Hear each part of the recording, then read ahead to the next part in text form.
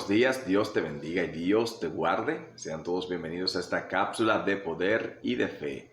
El día de hoy queremos ministrar la vida de cada uno de nosotros bajo el tema recibiréis poder. Sé que es un tema que llama mucho la atención porque generalmente la iglesia, el interesado en crecer espiritualmente, está buscando ese poder que Dios habla en su palabra. Y la palabra de Dios que vamos a leer está en el capítulo 1, verso 8 del libro de los Hechos, donde Jesús dice: pero recibiréis poder cuando haya venido sobre vosotros el Espíritu Santo, y me seréis testigos en Jerusalén, en toda Judea, en Samaria y hasta lo último de la tierra. Amén. Bendito sea el Señor Jesucristo. Jesús le dice a sus discípulos: recibiréis poder. Si lo ponemos en un buen castellano sería: recibirán poder cuando haya venido sobre ustedes el Espíritu Santo. ¿Y qué es lo que Jesús está diciendo aquí? Jesús está respondiéndole a los discípulos una pregunta que ellos le habían hecho. En el verso 6 dicen ellos: entonces los que se habían reunido le preguntaron diciendo: Señor, ¿restaurarás el reino de Israel en este tiempo?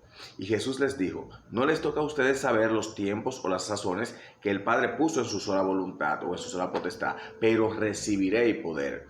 Jesús le está respondiendo de una forma, aunque le está dando la respuesta correcta, Jesús le está dejando en el aire de que esto no le corresponde a ellos, el conocer si habrá una restauración de Israel en cuanto al poderío militar de Israel y en cuanto a la independencia de Israel. Recordemos que Israel estaba sometido al yugo romano en ese tiempo, tenía un gobernador romano, y aunque tenían ciertas libertades religiosas y cierto tipo de gobierno político dentro de Israel, aún así estaban sometidos a un gobierno romano bajo un gobernador. Entonces los discípulos, los judíos, ¿verdad?, estaban esperando que Jesús, que era el Salvador, que era el Mesías prometido, viniera a restablecer el orden judío, viniera a quitar el yugo romano de sobre su cerviz. Sin embargo, Jesús le dice a ellos claramente: recibirán poder. Ahora, tenemos que ver esto en el contexto que él lo dice. Primero, dando una respuesta a una pregunta en la carne que se le hace a Jesús, y le plantea entonces un panorama espiritual diciendo: recibirán poder cuando venga sobre ustedes el Espíritu Santo. Cuando Pilato y Jesús tienen una conversación, Pilato le dice a Jesús: entonces tú eres rey. Y Jesús le dice: tú lo has dicho, pero mi reino no es de este mundo. Fíjese que Jesús deja en claro que su reino no es terrenal, su reino es espiritual, totalmente espiritual. Ahora, ese reino espiritual en un momento dado, al final de los tiempos, se va a manifestar físicamente cuando Jesús venga y gobierne por 1000 años junto con su iglesia, con los santos redimidos.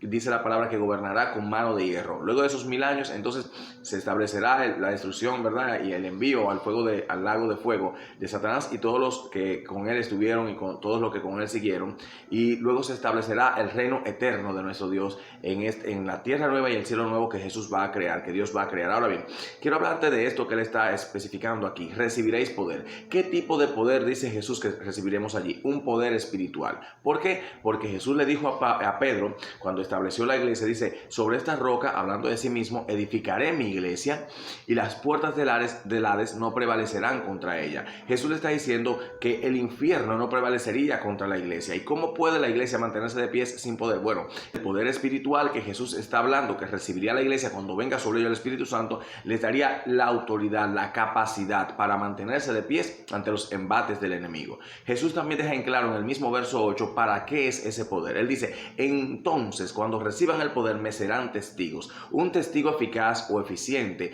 es básicamente aquel que tiene la capacidad para demostrar que lo que predica es una realidad. La gente está cansada de escuchar palabras muertas y vacías. Se necesita manifestación de lo que tú estás predicando. Por eso los judíos, cuando escuchaban a Jesús hablar, decían: wow, pero este predica como con autoridad, no como los fariseos que predican simple y llanamente, hablan una palabra, pero no tienen autoridad en lo que dicen, no tiene peso lo que dicen. ¿Por qué? Porque no hay una manifestación de que lo que están diciendo es una realidad, es una verdad. Entonces tenemos que entender que el poder que recibe la iglesia es un poder espiritual para vencer a las tinieblas, para tener dominio propio, para manifestar el fruto del Espíritu, que comprende nueve etapas: amor, gozo, paz, benignidad, paciencia, templanza, mansedumbre y bueno, fe. Todo eso está allí enmarcado. Esas nuevas partes del fruto del Espíritu Santo se manifiestan cuando usted está bautizado en el Espíritu Santo de Dios, cuando el Espíritu está gobernando totalmente su vida. Y ese poder que usted tiene para manifestar el poder de Dios, la luz de Dios ante el mundo, para ser un testigo eficaz alguien que hable de Dios, pero que tenga manifestación de Dios, señales de Dios, alguien que tenga la autoridad para echar fuera a los demonios, porque el poder de Dios reside en la persona que ha sido bautizada por el Espíritu Santo. Y Jesús hizo énfasis en esto: recibirán poder, recibiréis poder.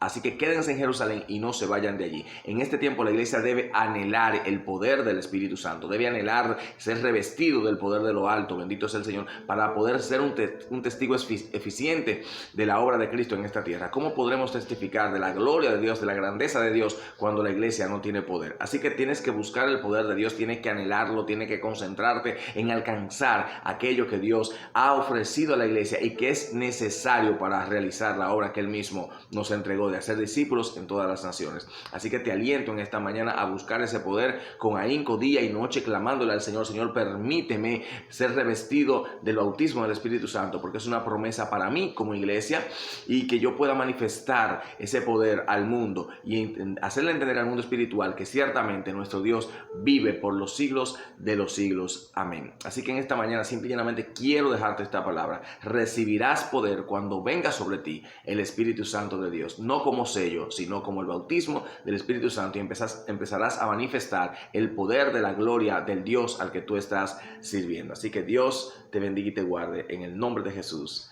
Amén y amén.